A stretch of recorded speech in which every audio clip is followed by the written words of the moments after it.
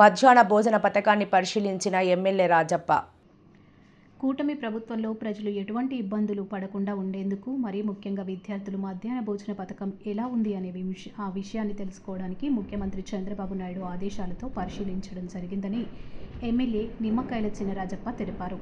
మంగళవారం సామర్లకోట మండలం పెద బ్రహ్మదేవం గ్రామంలో ప్రజా పరిషత్ ఆదర్శ ప్రాథమిక పాఠశాలలో మధ్యాహ్న భోజనంపై ఆకస్మిక తనిఖీ చేశారు.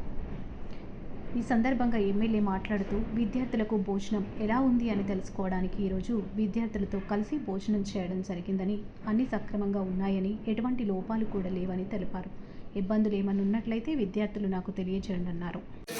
ఆంధ్రప్రదేశ్లోని ఎలిమెంటరీ హై స్కూల్ అన్నీ కూడా మధ్యాహ్న భోజనం పెట్టాలని చెప్పి ప్రభుత్వం నిర్ణయించి మంచి భోజనం ఇవ్వాలని చెప్పి మరి కూటమి ప్రభుత్వం మరి చాలా నిర్ణయం తీసుకోవడం జరిగింది. దాని ద్వారా ప్రతి స్కూల్ని కూడా మరి ఫుడ్ ఎలా ఉందో చూడమని చెప్పి నాయకులు కూడా ఆదేశాలు ఇచ్చింది. ప్రతి ఎమ్మెల్యే కూడా బాధ్యత తీసుకుంటే ఎలా జరుగుతుంది, ఎలా ఉంటుంది అని చెప్పి ఉంది. ఇక్కడ పెద్ద బ్రహ్మదేవంలో ఒక ఎలిమెంటరీ స్కూల్ రావడం జరిగింది. ఎలిమెంటరీ స్కూల్లో ఫుడ్ మేము కూడా తిన్నాం, బాగుంది, సాటిస్ఫైగా ఉంది.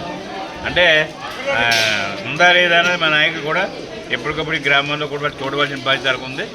అధికారులు కూడా ఎంఈఓ గారు కానీ హెచ్ఎం కానీ పూర్తిగా బాధ్యత తీసుకోవాలి. ఎందుకంటే బాధ్యత తీసుకోకపోతే వాళ్ళు సరిగ్గా పెట్టరు.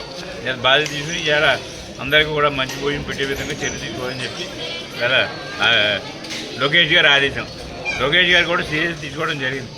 లోకేష్ గారి ఆధ్వర్యంలో మరి విద్యాశాఖ మంత్రిగా అన్ని గ్రామాల్లోనూ కూడా డొక్కా సీతమ్మ పేరుతో చాలా భోజనం జరుగుతుంది.